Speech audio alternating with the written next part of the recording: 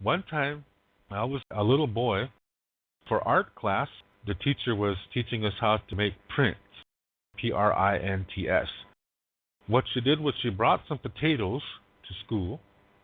She cut a tip off, and then we were supposed to carve a design on that flat part.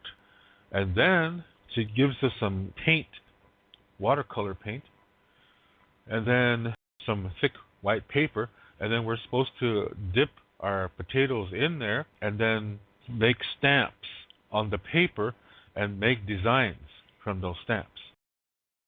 So I thought of this one symbol. I really like this symbol because it just looks cool. To my eyes, it just looks cool. And I remember I'm like about 8 years old. And I just think it looks cool. So I carved this symbol, and I'm just having a good old time, making my little jots and stuff on the piece of paper. And a white kid notices the symbol that I've carved on my potato. So the white kid goes to the teacher and whispers to the teacher, David, blah, blah, blah, blah, blah, blah, blah, blah, blah, blah, blah. So the teacher comes over. She comes to me and she says, David, can I speak with you in the hallway? And bring your potato, she said. So I said, okay. So I brought the potato with me. And we spoke in the hallway. And she said, David, this symbol represents something really, really bad, she said. Back in world history, there was a war that happened in Europe and also in Japan. And in Europe, it was led by a really, really bad man by the name of Adolf Hitler. And this was the symbol that they used. And so she said, for us Americans, this symbol is evil. I really felt bad. I about cried, and I was like, how can you say this is evil? And she said, I tell you what, David, she said, I'll carve you a new symbol, and then you can do that, and I'll just take the work that you made, and then you can make a new one. And then she said, okay, let's go. And she didn't even give me a chance to say anything. So I just sat there with the potato in front of me and these cups of paint until art was over. That was my protest. I'm just 8 years old. I don't know a damn thing about World War II.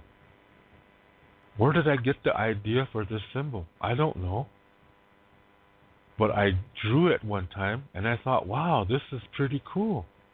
This looks like a really cool symbol. That looks like a cross, but each cross has a tail that's 90 degrees to each line. I was just a little kid.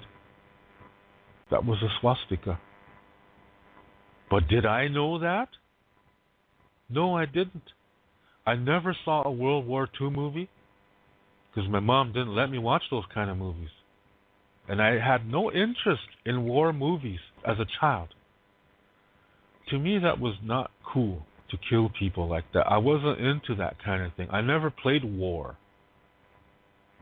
I just didn't think that was nice. I just drew the symbol on the paper and I thought, wow, that's pretty cool. First, I drew a big plus sign, like a cross, a plus sign. And I thought, okay, because the teacher said, draw your symbol on paper first. So I put a big plus sign, and then I thought, okay, what if I put another line at the end of each one and go like that, that, that, and that. And I looked at that, and I was like, wow, that really looks nice. So I cut my potato like that. That's how I did that. To me, that looked nice. But to this teacher and this white kid, who obviously had a grandfather still alive, that was in World War II, they knew this was a Nazi symbol. Did I draw a Nazi symbol? No, I did not. I drew something that looked good to me because, hell, I didn't even know what a Nazi was. As I got a little bit older, we were in a high school art class.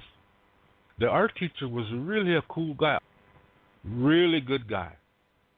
That guy was a cool guy. He was our art teacher, high school art teacher. First art teacher we ever had for high school art. Really had a good time in that class. One time he brought some books on American Indian art. and wanted us to look at it. He wanted us to be exposed to art from the Southwest, art from the Northwest, art from the Eastern tribes. So I was looking through this art from the Southwest Indians, and what do you think I saw? Lo and behold, what do you think I saw? It was from the Hopi Indians. I saw a symbol that looked like what I drew when I was 8 years old. And our teacher said these Indians drew this symbol thousands of years before there was a Nazi Germany. He said, to this tribe, this symbol is a sacred symbol. So the Nazis probably found that symbol the same way I found it, through imagination, creativity. Oh, look, this looks cool. Let's make that our symbol. They probably discovered the symbol the same way I did, out of pure inspiration. But the Hopis, they were using this symbol thousands of years earlier, and it was a sacred symbol. When I heard that, I told our teacher about my experience when I was 8 years old. And he shook his head that teacher was crazy, he said. Finally, I got my justification that I was not bad. I was not wrong. Because this teacher made me feel like I was bad. She said I was wrong. And she made me feel like I was a bad person for drawing that symbol. So do you see? The same symbol can mean different things to different people throughout time. For these Indians in the Southwest, this is a sacred symbol. It has always been a sacred symbol for them for thousands of years. And I drew it because I thought it looked cool. And that's probably the same reason why the Nazis came up with it too. But what I drew, what the Nazis drew, and what the Hopi Indians came up with, that was all different reasons. So when I see this Nazi flag, it doesn't trouble me at all. Yeah? To Germans it does, because that's a reminder of their past. But to me, it brings back this memory of when I was a little kid. And I don't have anger anymore. I don't feel anger towards that teacher anymore, because I had to go through that. I had to process that. But it reminds me of this art teacher. And he presented this book to the class, and I looked through this book and saw the same symbol. And the art teacher told me this was a sacred symbol among Indian people from the Southwest. So whenever I hear somebody say, yeah, this represented Satan thousands of years ago to the Canaanites, so that means these people are worshiping Satan, that to me is bullshit, because the same symbol can mean different things to different people at different times in history. So life is what you make of it. I try to see it more from the Hopi side, because for them it was a sacred symbol. For thousands, tens of thousands of years it was their symbol. Still is. To them it means so much beautiful things about life. So always remember that. What means something to one person might mean something completely different to another. And these two people might not even know each other. Maybe one person existed 10,000 years ago and came up with this symbol, and it came to him in a dream, and it represented all kinds of things about the universe. And then to another person, tens of thousands of years later, they came up with that to represent their new identity, which oppressed others. Do you see what I mean? So you always have to be aware that the same thing means different things to other people. That's really important to know. And when you accept that, when you realize that, that's true. That's the healthy way of looking at it. It's the way life is. And it all requires things like taking time to check things out, but that means you got to do it to yourself first. You got to establish peace in your life first, and then do your research. This is really important, that you cannot use the symbolism of something from one culture and apply it to another culture, because that is called ethnocentrism, which means it's dualistic. And ethnocentrism is one of the byproducts of duality.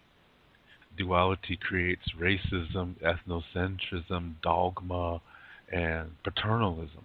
These are all basically one group saying, hey, our way is right, and our culture is better than yours, and all of that. It's duality.